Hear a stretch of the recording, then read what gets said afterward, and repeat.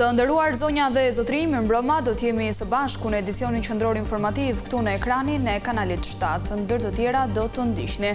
Biznesmeni Ermal Beqiri arrestuar në Francë pritet të ekstradohet së shpejti në Shqipëri, akuzohet për tenderat e akshit dhe pjesëmarrje në grup kriminal.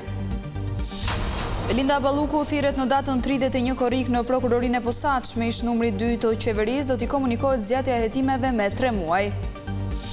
Partia Demokratike godet në gjykatën kushtetuese marrëveshjen me Shtetet e Bashkuara për ushtrinë. Opozita akuzon kuvendin se nuk informoi deputetët.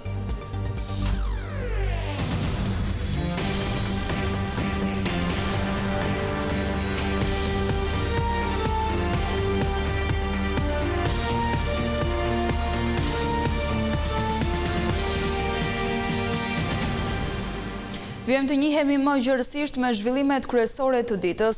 Biznesmeni Ermal Beqiri, akuzuar për tenderat e akshit, doli këtë mërkur para gjykatës në Francë për t'ju komunikuar vendimi i kërkimit ndërkombëtar ndaj tij. Ky proces i hap rrugë dhe ekstradimit në Shqipëri, ku do të përballet edhe me akuzat për pjesëmarrje në grupin kriminal të Ergjys Agasit.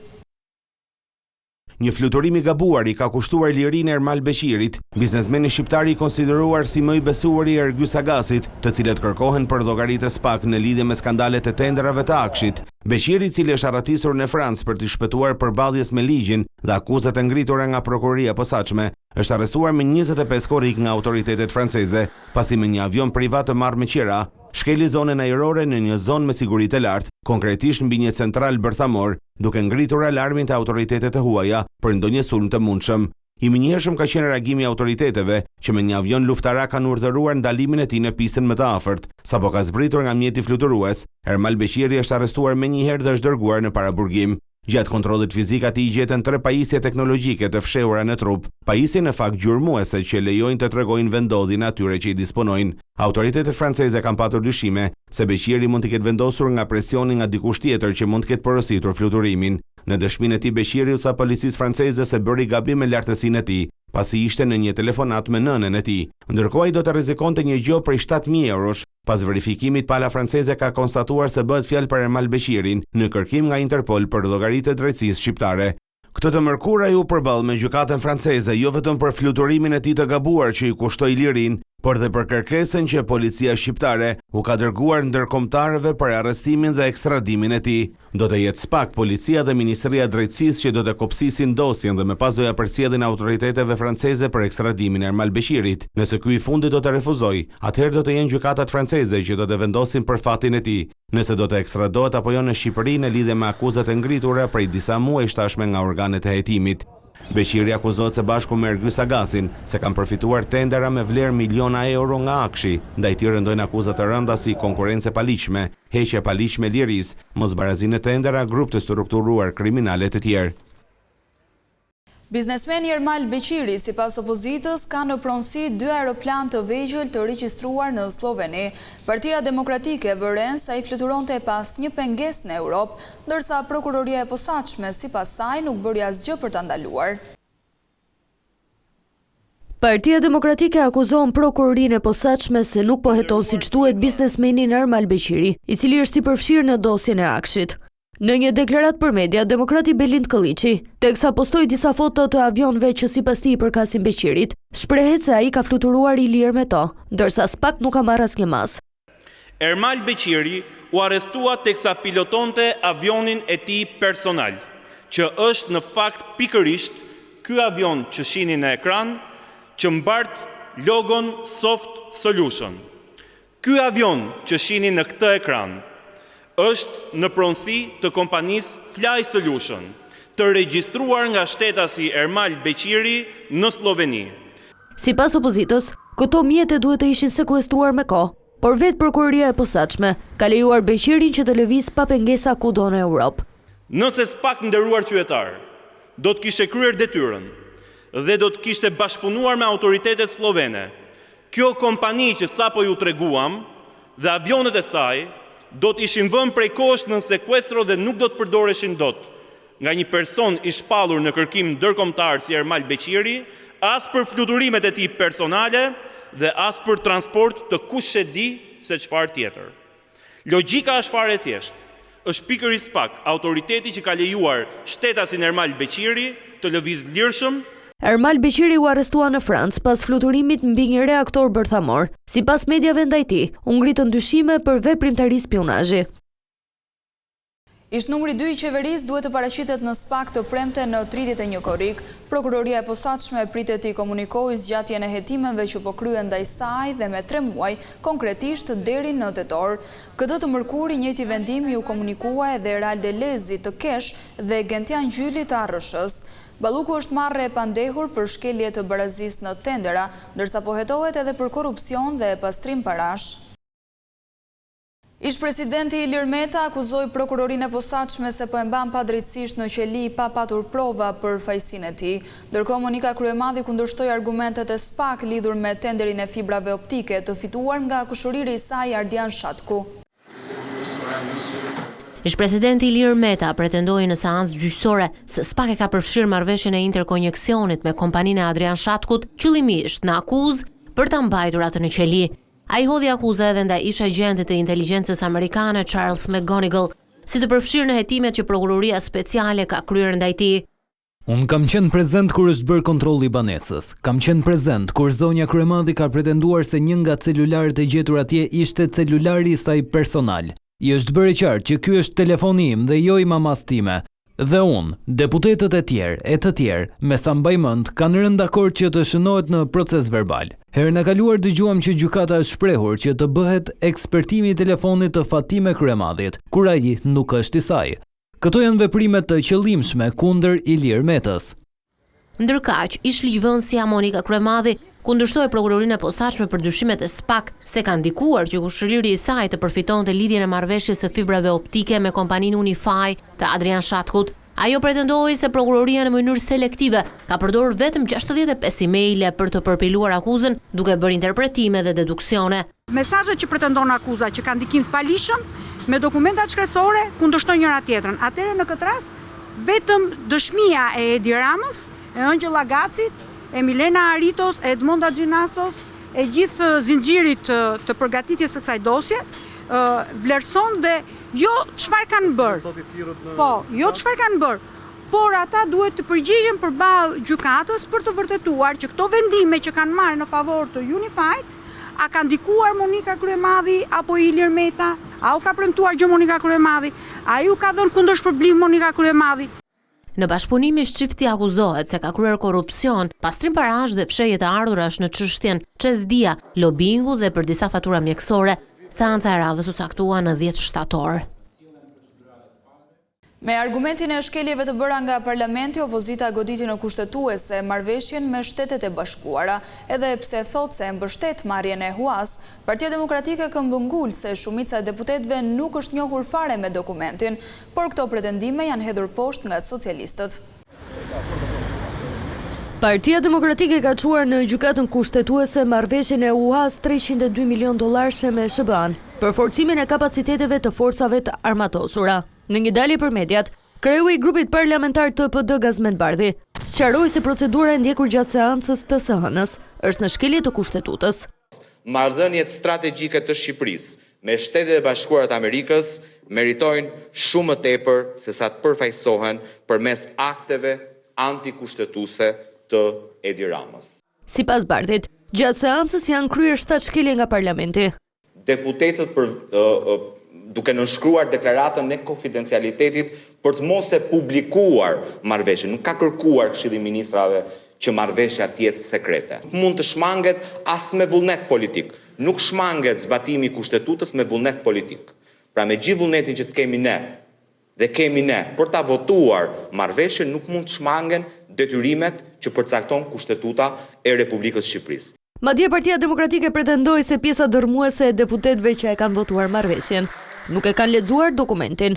Se vetëm 27 deputet, nga të cilët vetëm 19 për tyre kanë marrë pjesë në votim, sepse 8 janë antarët e opozitës në Komisionin e Sigurisë, Komisionin e Jashtëm dhe në Komisionin e Ekonomisë, kanë nënshkruar deklaratën e konfidencialitetit, pra do thot vetëm 19 nga 74 deputet. Por në kundërpërgjigje, majoranca ka dalë në mbrojtje të procedurës së ndjekur. Marrëveshja është trajtuar sipas rregullave të përcaktuara dhe se informacioni i kufizuar lidhej me natyrën konfidenciale të dokumentit. Tashmë do të mbetet në dorën e gjykatës kushtetuese për të vendosur nëse ligji do të shfuqizohet në mënyrë që ai të rishqyrtohet sërish në parlament gjatë sesionit të ri në shtator. Farmacistët në Korçë thonë se shumë banor, kryesisht pensionistë, kanë të pamundur të blejnë ilaçet që ju duhen, për pasojë ata marrin vetëm një pjesë të medikamenteve ose detyrohen të shënojnë emrin në listën e borxhlive. Kjo që shihni nuk është një fletore borxhesh në një dyqan ushqimor në lagje, por në një farmaci në qytetin e Korçës. Shumë prej qytetarëve janë detyruar të shënojnë emrin për shkak të pamundësisë për të bler ilaçet. Kjo është përditshmëria për shumë pensionistë, por edhe qytetarë të tjerë, të cilët detyrohen të marrin medikamentet me borxhe ose të mos e zbatojnë plotësisht recetën e përshkruar nga mjeku. Rritja e kostos së mjekimit po e bën gjithnjë më të vështirë përballimin e shpenzimeve për familjet me të ardhura të kufizuara. Farmacistët tregojnë se çdo ditë përballen me qytetarë që fillimisht pyesin për çmimin e ilaçeve dhe më pas vendosin se cilat mund të blejnë. Dhe shikoj që nga viti në vit, jo vetëm pensionistët, por çdo kategori është në kushte ekonomike që mua më vjen shumë keq. Ne jemi një profesion që përkasim humanizmit, edhe unë për ditë më hapet dera dhe shikoj njerëz të cilët me receta në duar kanë një frikë në sytë e tyre, sepse shpesh pyesin në fillim për çmimin. Në shumë raste, për të mos i lënë pa mjekim, ata ju shënojnë medikamentet në fletoren e borxheve, të cilat vazhdojnë të mbushen prej vitesh. Ka dhe nga ata, të cilët unë patjetër që i ndihmoj, se jam farmaci lagje, i kam pacientët që prej ditës së parë që vinë këtu në farmacinë time, edhe mundohem që t'i ndihmoj. Edhe pensionistët e pranojnë se pensionet që marrin nuk mjaftojnë për të përballuar as nevojat më bazike, aq më pak shpenzimet për medikamentet. Se pensionistët kanë vajtë në fund o djerë. Ja ta them mund. Pensionistë ende rrugët. Dhe ka shumë drejt. Se nuk rritet me 2% njëherë në 5 vjet pensioni. Për një pjesë të qytetarëve në Korçë, kujdesi për shëndetin është kthyer në një sfidë të përditshme, ku ilaçet merren sot me shpresën se do të mund të paguhen nesër. Shifra alarmante vijnë nga Fieri për sa i takon lindshmërisë. Mjekët në maternitetin e qytetit flasin për një rënje të ndjeshme, fenomen që lidhet kryesisht me emigrimin dhe zhvendosjen e familjeve drejt Tiranës. Fieri vijon të përballet nga viti në vit me një rënje drastike të numrit të lindjeve. Sipas shefit të maternitetit të Fierit, Robert Luto, nga 2000 deri në 2500 lindje që regjistroheshin 5 vjeçarin e fundit, tashmë numri ka zbritur në rreth 1000 lindje në vit. Një pjesë e mirë është zhvendosur dhe është transferuar në emigracion dhe detyrimisht duke lëvizur edhe numri lindjeve patjetër që do vi në rënje. Duke pasur parasysh këtë lëvizje demografike, patjetër që numri vjen duke rënë, por një pjesë e mirë e tyre transferohen edhe në për spitalet private ose shkojnë edhe në Tiranë për arsyet e tyre. Luto thekson se vitet e fundit është rritur ndjeshëm edhe numri lindjeve me operacion cezarian, të cilat tashmë janë më të shumta se lindjet natyrale. Nuk është një trend vetëm në qytetin tonë, por është edhe në Shqipëri, por është edhe një trend ndërkombëtar, një trend botëror. Dhe faktorët janë nga më të ndryshëm, nënat janë më të ushqyera, bebat dalin më të mëdhenj, faktorët pastaj që kanë të bëjnë me patologjinë gjatë shtatzanisë, siç është diabeti i barrës, siç është hipertensioni, siç janë problemet renale, infeksionet urinar. Në rinë paraqitet edhe numri i aborteve. Nëse gjatë 6 mujorëve të parë të viteve 2024 dhe 2025 regjistroheshin rreth 300 raste vjetore, në 6 mujorin e parë të vitit 2026 ky numër ka arritur në rreth 100. Po përderisa popullsia më e madhe vjen nga zonat rurale, detyrimisht edhe numri i këtyre aborteve është më i madh nga zonat rurale, sesa nga qyteti, por duke pasur parasysh edhe emancipimin që ndodh sot tek rinia, ato marrin informacion, kanë informacion të mjaftueshëm për të mbrojtur, për të mos ngelur shtatzan, ndërsa zonat rurale ndoshta janë pak më të disavantazhuara në këtë pikë. Shefi i maternitetit të Fierit bën me dije se ky institucion vijon të presë edhe pacient nga qytete të tjera të vendit, të cilat zgjedhin Fierin për kryerjen e ndërprerjes së shtatzanisë. Nga viti në vit, numri i divorceve në Elbasan shënon vetëm rritje. Avokatët thonë se kërkesat më të shumta vijnë nga gratë, të cilat refuzojnë dhunën ose nuk pranojnë situatën e rënduar ekonomike të familjeve. Në gjykatën e shkallës së parë të rrethit gjyqësor Elbasan, çdo vit regjistrohen qindra raste të kërkesave për zgjidhje martese. Sipas të dhënave zyrtare, rreth 645 çifte vendosën t'i japin fund martesës së tyre gjatë vitit 2025 në qarkun e Elbasanit, një shifër e cila ka ardhur në rritje krahasuar me vitin 2024, ku ishin 591 çifte që kërkuan divorcin. Sipas avokatëve, të cilët prej vitesh ndjekin raste të divorceve gjatë një viti në gjykatën e shkallës së parë në Elbasan, numri i rasteve të shqyrtuara shkon edhe në 1000. Janë shtuar numri i zgjidhjeve të martesave.